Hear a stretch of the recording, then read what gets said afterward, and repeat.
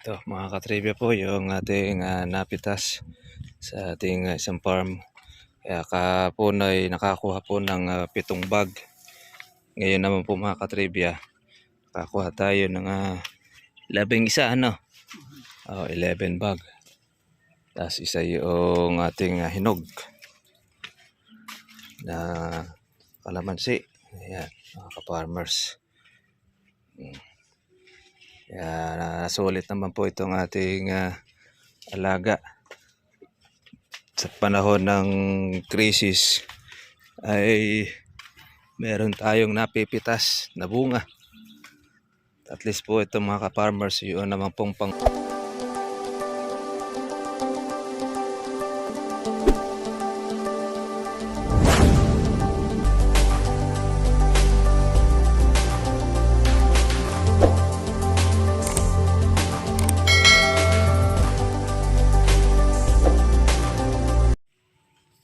ito mga katribya po yung ating napitas sa ating isang farm. Kaya kahapon ay nakakuha po ng 7 bag. Ngayon naman po mga katribya, nakakuha tayo ng 11 ano? 11 bag. Tapos isa yung ating hinog na kalamansi. Ayan, mga ka-farmers. Kaya nasulit naman po itong ating alaga. Sa panahon ng krisis ay meron tayong napipitas na bunga. At least po itong mga ka-farmers, yun naman pong pang April natin tsaka po pang May, yan naman po yung ating susunod.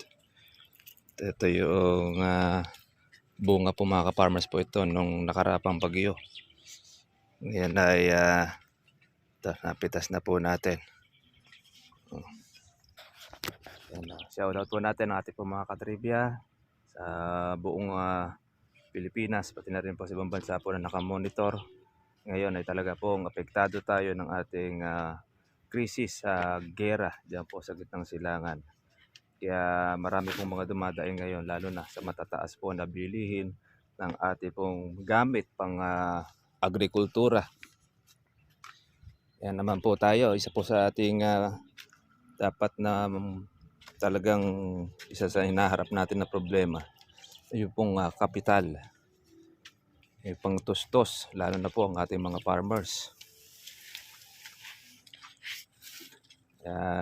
Isa yan mga katribya na talagang daladala ng ating pong mga magsasaka. Isipin niyo yung ating dating binibili pong pataba na nagkakahalaga lang dati ng 1.6, ngayon nasa 2.4 na, nasa 2.6, tapos iba nga dyan ay nasa 3,000 ang halaga po ng pataba sa ngayon. Yung dating mura na 800, ngayon ay nasa 1.5 na, 1.4. Gano'n po katindi. Ngayon pagdating po doon sa tinatawag po natin mga katribyang yung mga pang-insecticide ay nagtaasan na rin.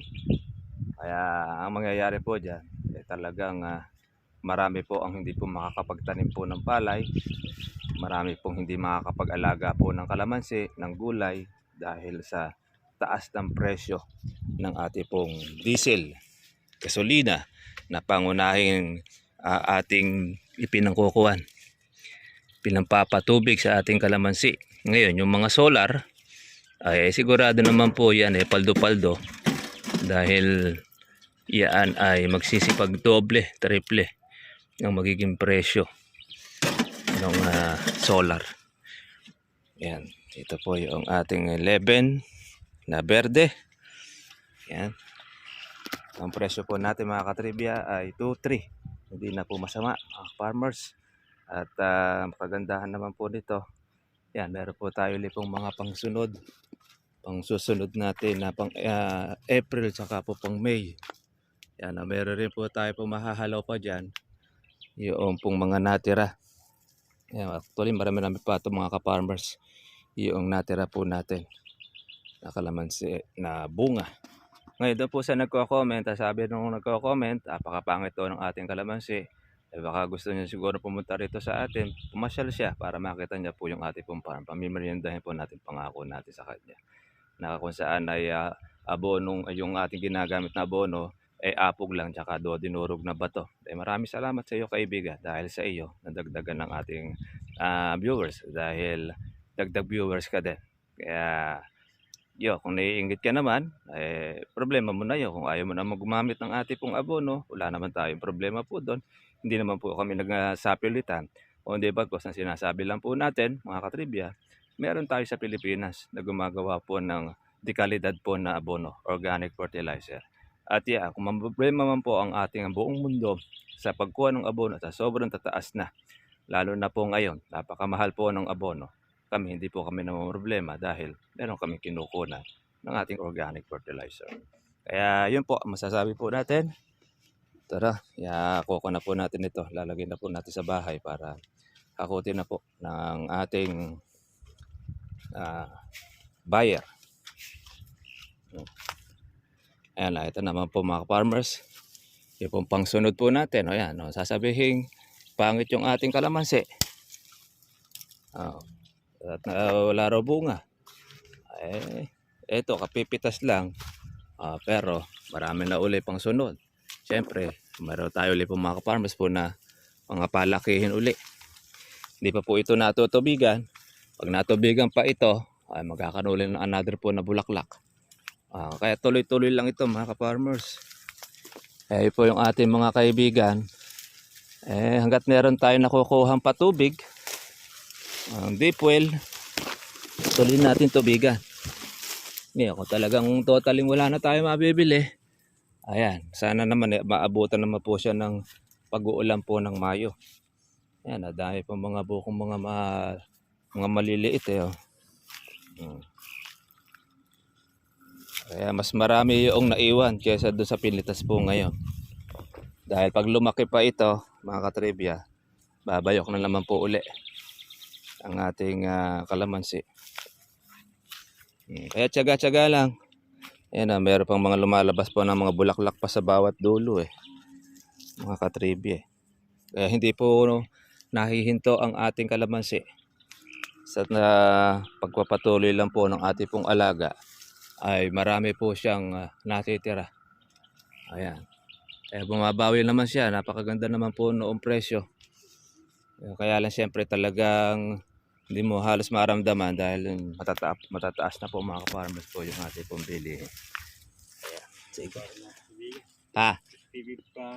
After na ng SPBB natin gawa na yan.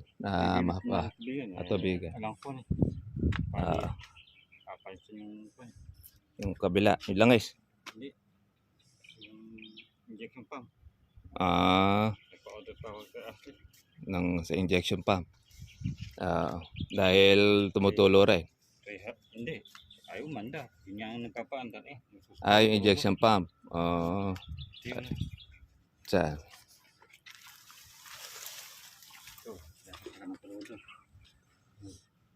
Kaya ayaw pumasok. Ayaw siyang magtuloy-tuloy ang andar niya. Buti yun na lang ang may sira. Pero yun lang is okay naman. Okay na lang. At least yun sige po mga katribya. Kita-kita lang po tayo bukas. At happy farming po sa lahat. Talaga pong ganyan. Taas po yung ating mga gamit. Ito, kuna po natin. Dito po natin.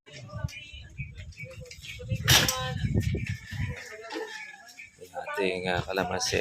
Mamaya na po kukunin ng ating buyer.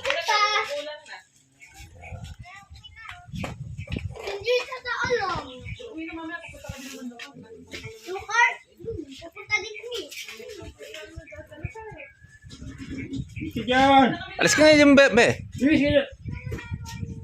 Wala ko ulit dyan Huwag mo sa kanya naman.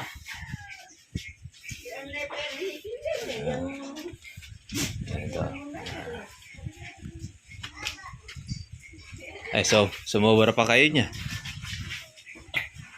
Sigurado ito ka niya. Ganado si Bernard. Marami pinakatira. Mas marami pinakatira Kuha na sa kawin nyo, sa Bril Mayo. Sige. Ayan.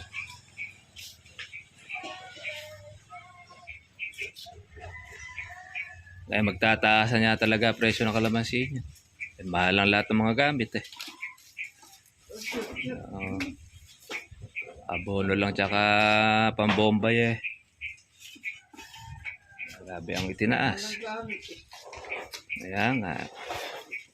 Di pa tayo direktang binomba nun ha. Paano na kung tayo direktang binomba? Usapin nga pala yung mahal ng ginamit. Ah, Yung kamatis, mahal din yung ginamit. para bagsak ng presyo. Lahat ng mga gulay ngayon ako na mas bagsak ang presyo eh. Buti nga ito kalamansi eh, tumaas pa eh. Dahil kakonti na siguro yung supply na. Kung yan sa pakiwa sa tatlo may parte. Huli naman nakasis eh. Ako tumawag sa'yo eh. Siya sana magkakaroon ng kalamansi. Siya unang tumawag nung nakaraan eh. Baka may kabigay mo. Tapos ngayon kamoy eh, aamot siya. Kaya nga, pag-aamot niya na gano'n eh, wala rin ito huli na eh. Ano ba, meron pa pala itong akyatin pa. Ha? Akit ba sila Bernabe? Oo, dapat yung akyatin niya dahil binabaan nila eh. Pero lang kamukuha ninyo. 500